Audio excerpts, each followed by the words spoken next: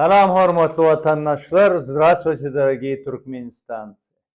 Сегодня мы опять будем говорить о том, что происходит в стране и что влияет на действия тирании Тохума Харамдагов и почему они вдруг всех слушают и всех они, пытаются запугать.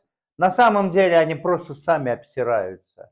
Что отец, что сын, этот страх, что народ может встать, он уже в ихнем сердце. Он в ихнем сердце, они просто никуда не будут. Вот недавно в Магданлы открывали вторую очередь цементного завода. Вот 4-5 дней тому назад. На 3 или 4 дня весь интернет отключили.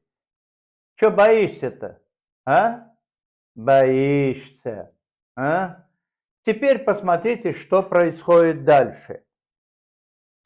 Они боятся не только народ, они боятся не только силовиков Туркменистана, потому что они всех по одному сажают.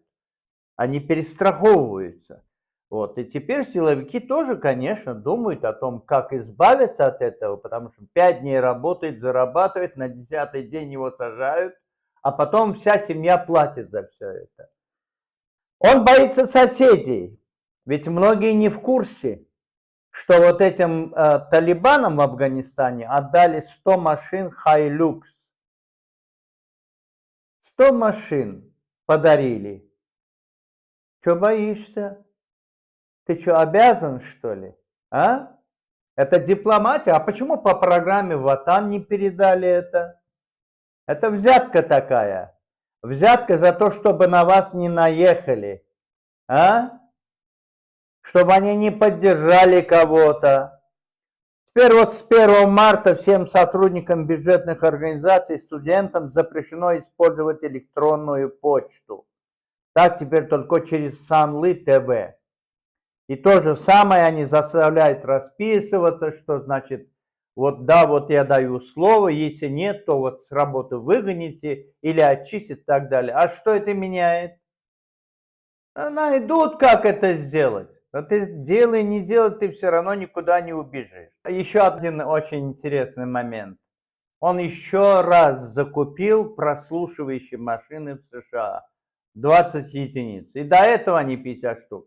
Это вот как раз для силовиков. Они живут вот в этих домах для МНБшников, там кварталы, для КГБ, для прокуратуры, там погранцов и так далее. И вот эти вот машинки с этими, значит, антенками, вот вокруг них ездят и слушают, что они говорят. А что ты слушаешь? Неужели ты думаешь, что они такие тупые? Они напишут на бумажечку, что надо, друг с другом, если что-то, какой-то секрет, потом сожгут, и все. И будете вы обсираться всю остальную свою жизнь. Это не поможет.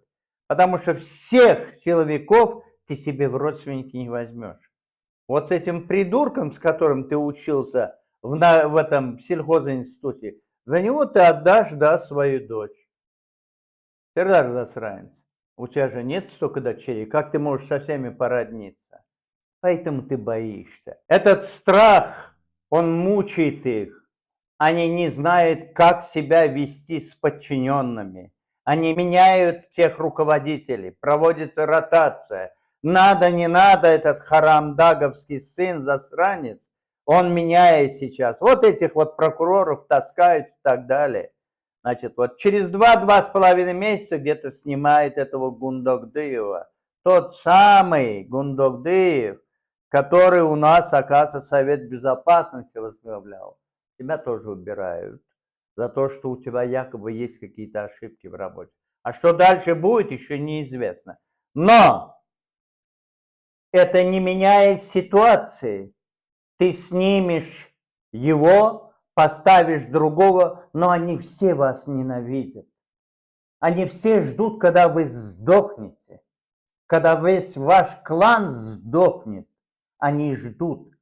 Потому что вы их всех пропускаете через Авадан-ДП. Тот же самый, значит, Искандер Мюлликов, и у него там вот семья там и так далее. Они сидят в Авадан-ДП. Вы их заподозрили, правильно? Вот. 20-летние парни есть у него в микрорайоне 5, так? Даже в магазин с вашими сотрудниками ходят они не уходят из дома. Живут и, значит, вы их там держите.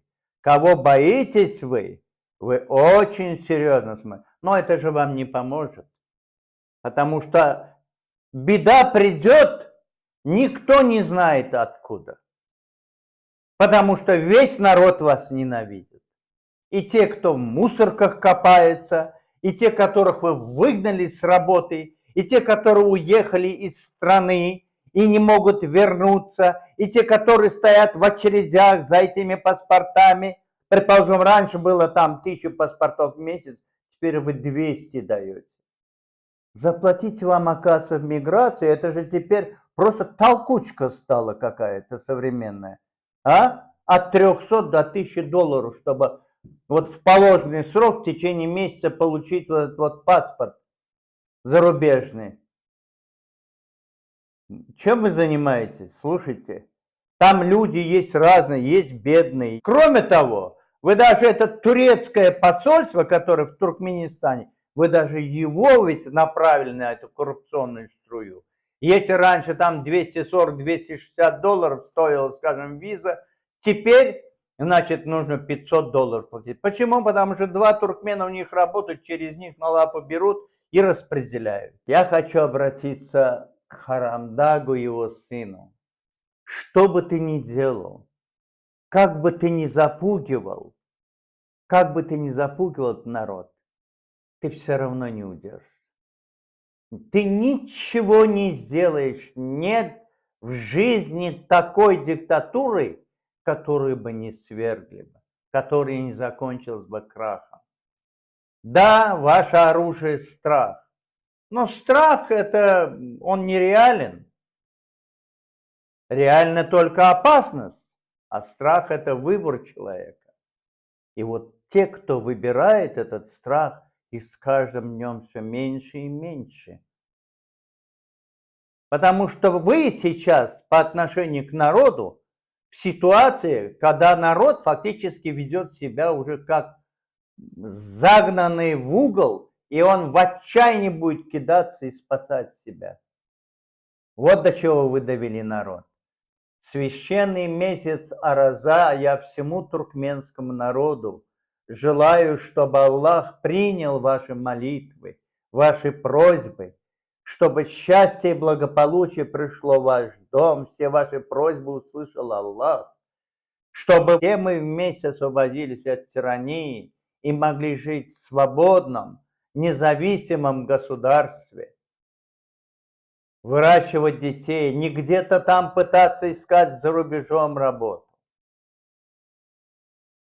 А ты, Харамдаг, и ты, Сердар Засранец, и вы все, кто им хлопают, запомните, вы предатели народа, вы изменники Родины, самые настоящие. Это вы довели народ до этого. Какому идиоту это непонятно, что делается? Вы не знаете, что Аллах сказал: «Сизден херекет, безен берекет», от вас действие, от нас благоденствие. И какие действия у вас? Вы потакаете тирану, вы хлопаете, вы оправдываете его. Я говорю о тех, которые вот в этих вот одинаковых одеждах сидят и хлопают тирану. Я говорю о рабах. Но те люди не хотят быть рабами. Вы специально натравливаете диктатуру, чтобы эти люди не казались лучше, чем вы. Вы плюнули на свою честь и достоинство, и вы хотите, чтобы народ ползал перед ними и унижался.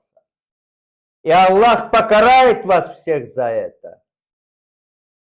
Потому что народ имеет право. Халкın hakkı var.